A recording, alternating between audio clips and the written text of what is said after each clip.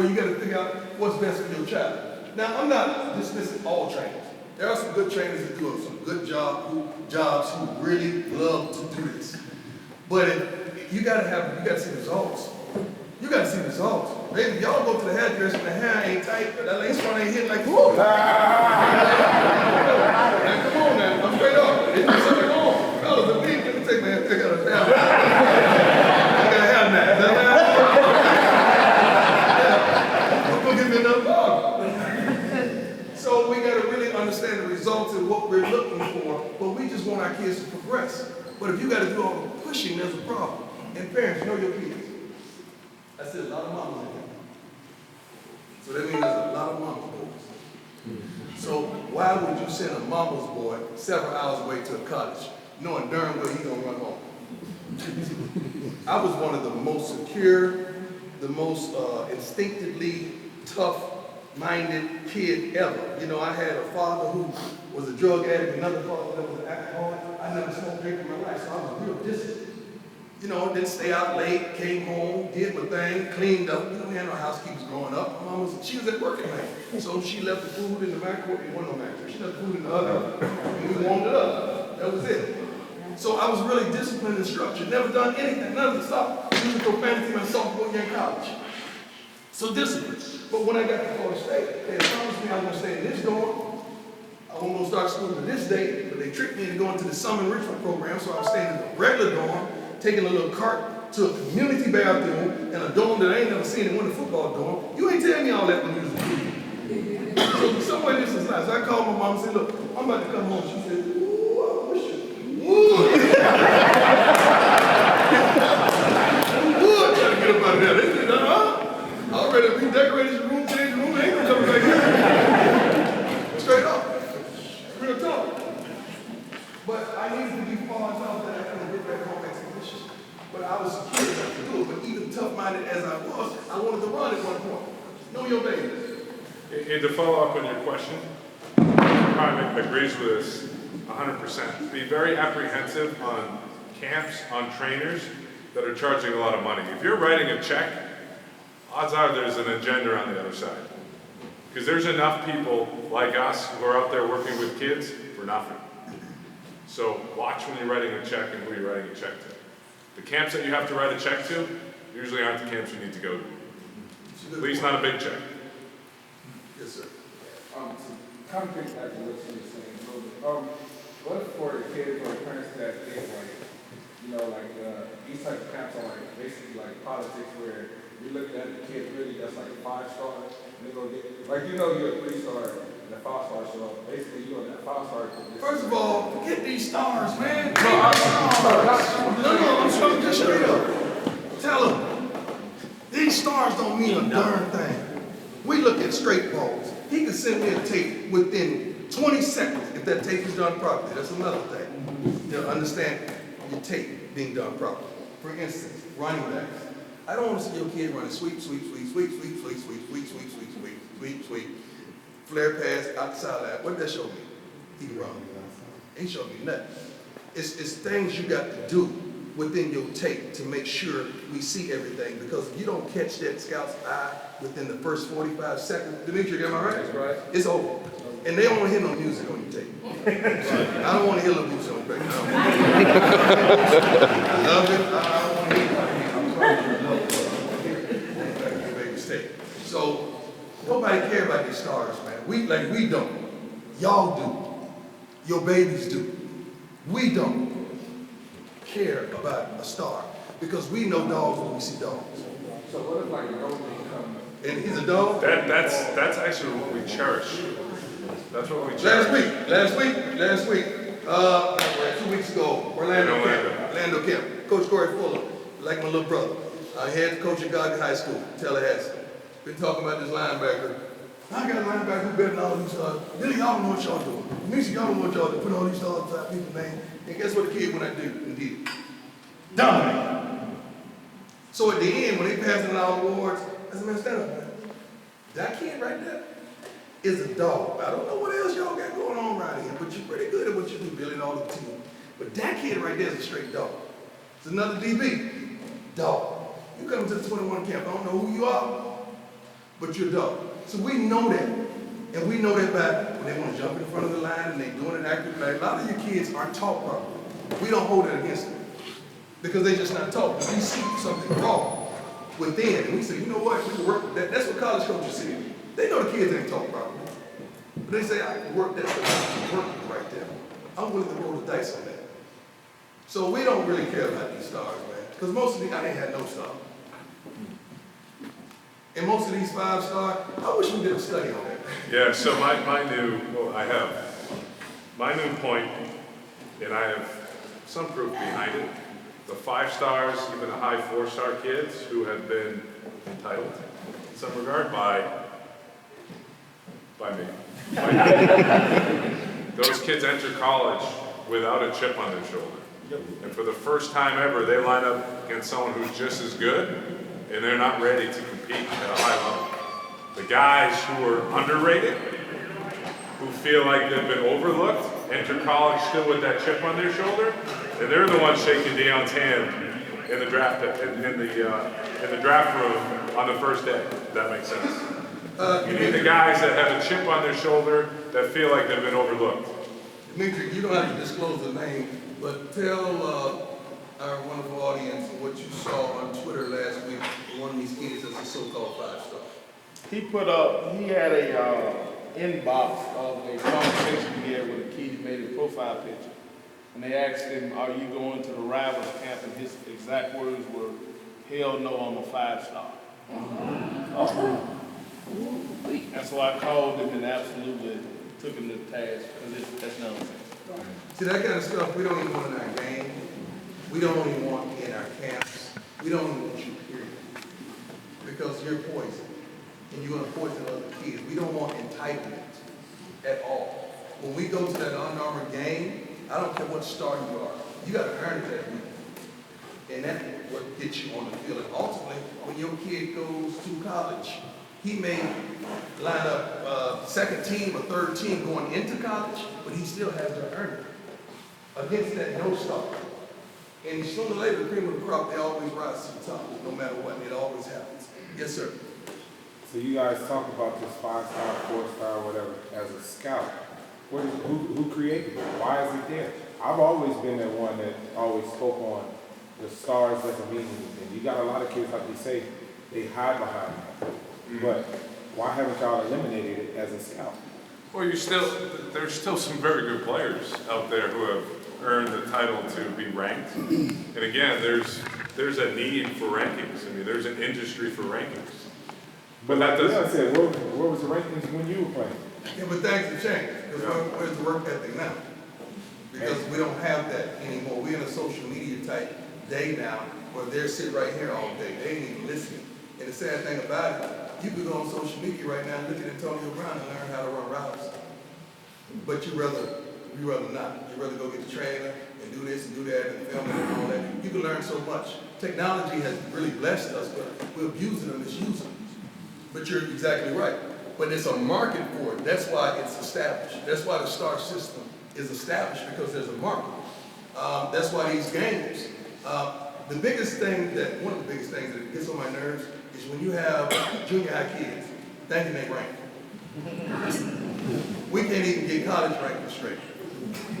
Right? Who should be in the playoffs or the end? We can't get that right. But you got a 7th grader talking about, I'm the number 1 VP in the nation. Nobody know you. We had a kid come to the game. My son is the number 1 corner in the nation. We don't know you, man. There's no such thing as ranking a child. No one has that. Really, do y'all have? No. But to answer your point, the ranking or evaluation system that we have at ESPN for the draft, college into the NFL, in high school into college, there is a market for it. There is a market for it. And we are the first to tell you that it's not an exact science. That's the first thing I said to everyone here. Not an exact science, but there is a market for it. And there is a need from our standpoint to rank players, not so much stars. I don't get enamored with stars, but we actually watch video. We talk to coaches to find out character. And that's how you guys are all in this room. There's a reason why you guys are in this room. We only invited 150 kids from Dallas. It had nothing to do with stars, but it had to do with, yes, rankings in what we perceive as a quality kid on and off the field. Creator of your child. Everything they do on this field today, they capture. I don't know if you know that, but they capture. From the time they step up there to take that repetition in that back pedal, or running that route, or pulling, or get down in their stance, drop stepping, and all that, they capture. And they send it to all the colleges around the country. I don't know if you know that. So it's very vital, important, how your kid approaches each repetition. And then he wants to be that guy, but every time that dog with the ranking jump up there, he jumping back. We have a proud 21 camp, right? 21 of the top receivers, 21 of the top DBs, 6 of the top quarterbacks, 6 of the top running backs, top linebackers. And we go ahead. It ain't a lot like this. This is a wonderful camp, one of the best in the country to me. But if you say you're that number 1 DB, and goes that number 1 receiver over there, well, you better go get him or get off the field. Go get him if you want. Now, we'll see how quick your rank can jump up if you want. I mean, some of these guys, what gives me the thrill is to see these guys compete right here.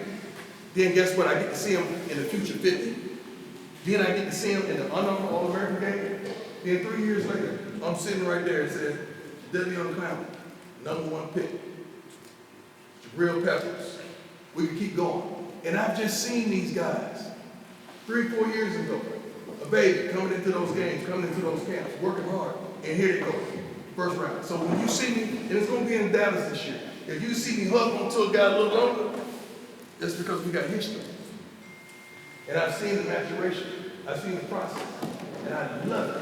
I absolutely love it. And all these people play a vital part in that. Talking to that kid, keeping him on the straight and narrow, making sure he stays accounted for, meeting the family, making sure they're straight, making sure they need any advice for free that you want to garnish. That's what we do. We already made it. Hey guys, Coach Sanders has a son out there. I don't know if you guys are familiar. Two of them. They are ranked. They're known players. And there's a little discrepancy between both, meaning that, again, this isn't an exact science. They play different positions. Both are going through the recruiting process a little different. They're a few years apart. But let's generate some questions on the recruiting process to a father, to a parent. Any questions on there on how to balance this? Because again, it's not an easy navigating system to go through. I'm from Africa, and I don't know much about this game. I can go, I came 4 years in America. Son, went to from Aruba, you understand? I didn't know you. The first person that took me to the league, and then I moved for it. Hold on.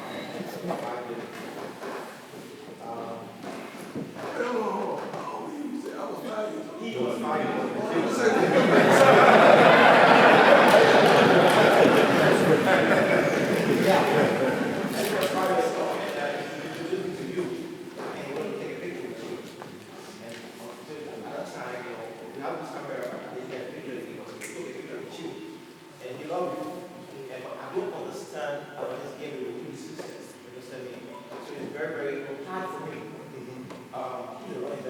What school are you at?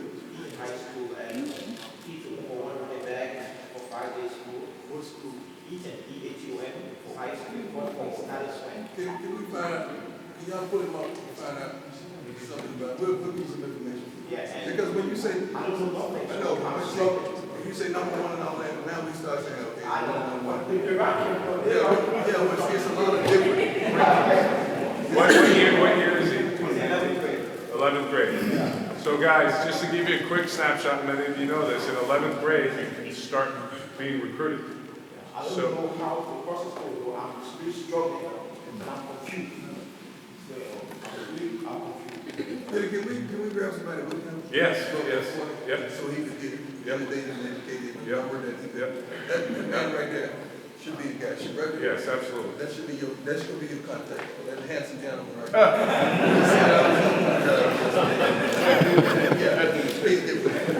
But guys, I'm gonna have to jump out on the field, but I'll quickly say this. The Huddle video, how many of you guys are familiar with Huddle? Huddle, everyone has it. You're able to go in there and make highlights. Do not allow your son to make the highlights. Deion will tell you I'm a huge guy, but it's my pet peeve. on the importance of huddle in that video, because the coach will watch it. They all have ADD. They'll watch it for 2 seconds. If they don't show him something, they're going to go on to the next guy because they have thousands of videos to watch. Make sure there's someone who's an expert in that field, high school coach, someone that is familiar with the process that puts those clips in the right order and chooses the right clips. That starts your recruiting process.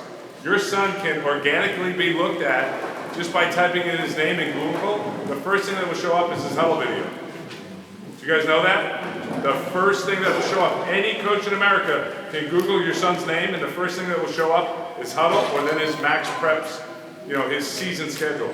Make sure that video, that's his resume. Make sure that's in the correct order, and make sure you have the plays in the right order, and you have the right plays selected. From then on, your son will be recruited. And from junior year on, obviously these guys can start making contact. Sometimes it's a rubbing elbow at a high school. After their junior season, they can be obviously called. Unofficial visits, junior year, unofficial visits. Can you guys raise your hands if you know what an unofficial visit is? Unofficial visit, you're paying your own dime to go visit the school. Sometimes it's a big session with 200 kids, sometimes it's intimate with 10 to 20. More of an open house for you guys to get an idea of the school comfort level that your son has there. And then official visits when they're a senior, and now the new rule late in their junior year where they pay for it, and that's a wine and dine, they're trying to impress you. 90% of the players who are going on an official visit have an offer. Okay? Does that make sense? But it all starts with that video, and it all starts with your son being his own advocate. Don't rely on the high school coach. I tell people all the time, you can find the recruiting coordinator at any college in America. Type up a bullet point, email, good subject line to catch their attention. Here I am. Here's my stats. Here's my GPA. Here's my video. They'll recruit you. Billy came to our school at Trinity last year and did a whole dissertation on the recruiting process and how parents should go about it, which was wonderful. I mean, he had so much information within, it's unbelievable, but you got to find him really tough. Hopefully at the school or in the community, just somewhere that they you with this information. There's too many colleges out there for a kid not to go. We're a little bitty private school, man. And we have 14 teams last year. 12 of them on college scholarships. Who else has that ratio in this city? 12 out of 14. Am I right here, Coach? Okay, son? Yep. 12 out of 14. Unbelievable, because not everything is going to be Alabama or USC, but there's so many colleges that your kid can get that education and that degree, because the richest people in this country never play sports.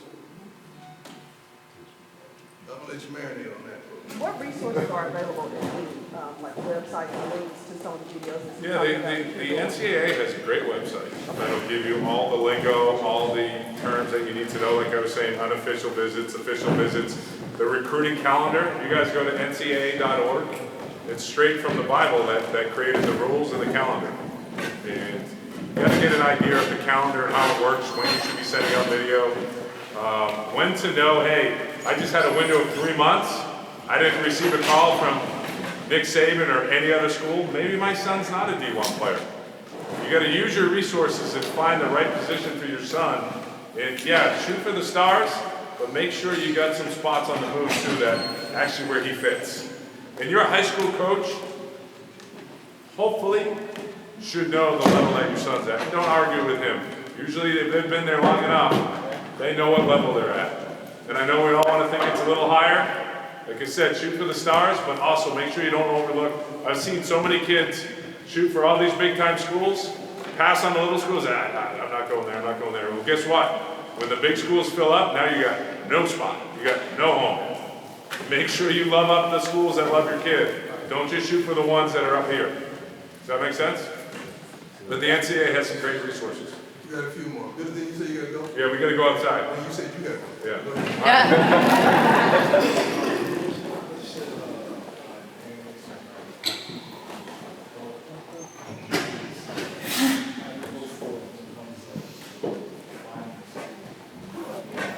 Well, first of all, it has to be transparency, it has to be honesty. Everybody want to figure their kids are easy, but you really got to say, all right, son, I tell you what, give me your top 5 schools. Alabama, Georgia, LSU, all that. And you say, Now, find your size and weight within the description. How many guys have got your description and your type, your body type at those particular schools? But give me 5 more. And keep going until you reach, because you don't want to hurt the feelings and damage them. Sooner or later, you got to be honest. And you got to find that 5 and go after that recruiting director. I follow almost every HBCU on Twitter. Because sometimes I just randomly tweet coach, hey, got something for you? Better hit me if you want me. Got a dog for you, coach. He can flat out play. Who's not going to look at that on social media? But you got to do that, parents. You got to go do it. Don't be scared. I mean, you up in the stand, you put in all this work, you trying to get him out that house or her out that house. Finish it off. You got to finish. You got to complete the process. But it's too many colleges out there for your baby not to go to one.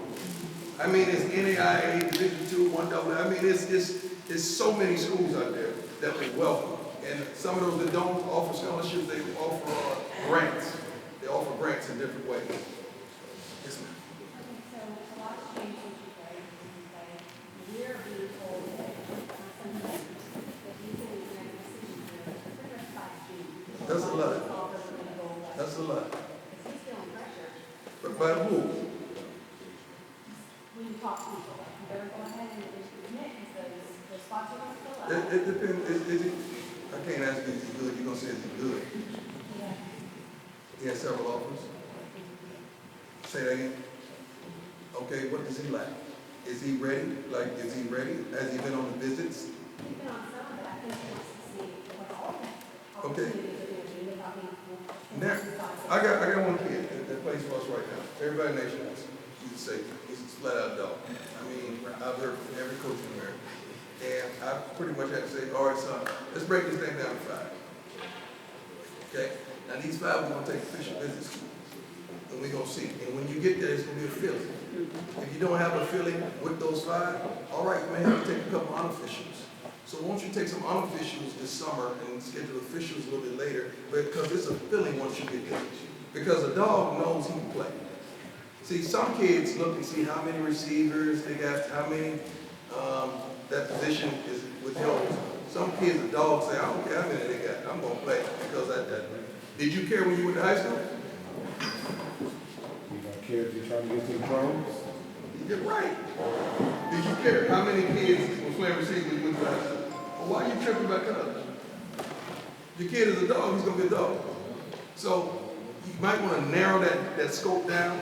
I understand what they're saying, but oftentimes some people that are giving them that they're trying to guide them a certain way. And there's a lot of coaches tied to a lot of schools. And a lot of people now, the big thing in some other cities are trainers, and coaches are selling kids to colleges, man. That's the new hustle now. The new 7-on-7 coaches, that's the new hustle. Yeah, that's what it is. So that's what we got in our country. We're selling a kid to a college, man. That's crazy. So just try your best to narrow it down, but it has to be a feeling. And you don't want to make that decision. Because if it does not go right, he's going to blame you. You let him make that decision, and it's a feeling that he has to get when he's at that campus or with that coach. And you don't want a coach to say, you're going to play year 1. You want a coach to say, you can earn it. If you earn it, you'll play. But you're going to get this education. But that's very good. Yes, sir. Yeah, to follow up on that question a little bit is, with your kids, are you going with school or relationship with coaches as much as coaches are getting hired? First of all, your first question should be, are you going to be here? Because the coaches are just playing money ball right now. They have no stability. They leave and go with the next big opportunity, the next big check, so you really can't depend on them. So that should be your first question. Are you going to be here? And look at this track record. You can see it. Look at the schedule. You can kind of see where they are. Second question, how are you going to utilize them? So you don't want to know where your kid playing this, then he get there, he's playing that. Now he's confused. Okay? You got to ask some real pertinent questions for your child. But please make sure they make that decision. But you got to ask questions. And it needs to be at least 5 questions that your kids have for that coach. For certain. But these coaches lie, man. Because see, once they get your kid signed, the relationship will never be the same. They on to the next people. They play like they don't even know them. because they're recruiting the next kid. And that's really how it is. Really, and it's hurtful because you have this relationship, but then you're on to the next one because they already got you. What are those 5 questions? I don't have time to execute them right now. The first one is, when you plan on being there, how you going to use me? What could you do for me if I don't play football anymore? What I mean by that, they have a whole alumni association, a booster, whatever. Could they give you connectivity to ensure that you have a job or employment or get you down that street for not the rest of your life, but can they do those type of things? Because you don't want to just use your child for sports. What can they do for you? Because it's a usual situation whether you like it or not. They use you, you got to use them. But your son, like, because I had a brother, he was in Florida State. And he sat down in the gym. I don't want to talk about Jumbo right now. He sat down and told us, like, Right. he's not going there. And next week, He wasn't going there. he left and he It's a told direct deposit. Right. So, like, if you was in that situation, you hear rules, what would you do? First of all, with my sons, it has to be a fit. My sons are totally different. One could go far away, the other one can't go too far away. They're totally different people. And I do not want them following my footsteps because my feet were big. Okay? You can't walk in those shoes. I don't even want you in there because that might have them to treat them some kind of way. Now we gonna have a problem. And you're never gonna see me again, and I'm gonna blast you, make sure not one child goes. That's how nasty I am. So I really want them, one's a quarterback. It has to be a fit in the system that he's running in high school, the system that he's running in college, that he plans on running in college. The coach makes sure that some type of stability. I can let him know, do I think that coach is gonna be there or not. I can give him that wherewithal. But it has to be that system. A cornerback, the other one's a cornerback, you go well. You go well. Cornerback don't need no scheme, you don't care who's there, I don't care who's pass rushing, if you can cover, you can cover. You don't need nobody. So that's a whole different type of thing. Hey, Brian, you said like when you put together a film that you didn't want for cornerback. What's the first thing you want to see in that little short window? You might have ADD, so. I want to see him do a couple different things. I want to see him press, I want to see him back off. I want to see him play both ways. I want to see him come up and make a tackle, make a play. I want to see his hands. I want to see how he goes and get the deep ball. All those different things. I want to see within that film. Yeah. A couple more, then we out. You got to watch your back. Yes, sir. Your word is your word. I think your word is your word. Now I understand now they do something to change that. Now if a coach goes somewhere else, now that ain't me. That's, you change your gear, I can change mine too. So that's why the NCAA has allowed kids already established in those schools that they can go to another school and don't have to sit out there. But your word is your word. That's what I mean. Yes, sir. This may not be the right thing. Is multi-sports bad thing now? Can you change that? Let me tell you something, man. I'm so sick of these high school coaches trying to tell your child to do one thing. Because most of them want to be the AD and the head coach. But they want your child to do one thing. And it makes me sick because they weren't versatile and they could only accomplish one thing and your kid simultaneously can do two. All my kids play baseball, basketball, as well as football. And then I know one of them is a 3.8, 3.9 student. The other one probably 3.5, 3.4. But they can do multiple things. And I welcome that because as soon as that sport drops off, their grades seem to drop off because they have nothing to keep their mindset and their focus. Because when they know they got that game coming up on Friday, that game coming up, or that track meet, or that baseball game, or that basketball game, or that club, I don't care if it's a chess club, get them involved in something. And I applaud that. And I hate these schools that try to make your kid do one thing when the coaches is getting a teacher's salary, a stipend for coaching, and he's doing two things. You tell him, you do one thing. You get one check. We all multitask.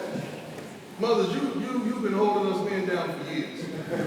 And you've been doing multiple things. And bringing in and ushering the right spirit into our homes. And fellas, most of us been going out there to get it. And trying to get our life together, trying to stay on the straight and narrow, trying to do right, trying to atone for our wrongs, trying to atone for our fathers not being there. And now we finally got it together. So I need y'all to stand up in your household, friend, and make sure you push education. Because that's when you really beat the game. When you got that degree, man, and you got a professional, some initials, you beat the game. But if you get out of there, you ain't got nothing. The game is pimped you. Excuse my but I truly want your kids to make it. I want to see them come across that stage and make it. I tell all the kids when we coach all the time how it's going to be. That when you go pro, I'm running everything. What do you mean, coach? You're not getting no big old house because you're going to only be in 2 rooms in that big old house, you know, and the rest of the house will be empty. You don't need this car because let somebody else get a $450,000 car. Time you drive it off the lot, it depreciates 40%. You go get a pickup truck until you learn who you are. I mean, it's just little things that I wish somebody would have been behind me saying. But it's up to me. God appointed me that coaching, that boxing coach in the corner, saying left, right. And I love it. Absolutely love it. But I want you guys to be in that corner too. Your parents to be in that corner too. But mothers, don't get upset when the kids sit up there and act like you don't know nothing. Because you didn't play that sport or that game, so they're not going to give you that same respect though. But do your homework. So you can educate yourself, so you can have a very informative answering question next time they come home. But I can tell you, who's going to be the first big draft this year in the fall.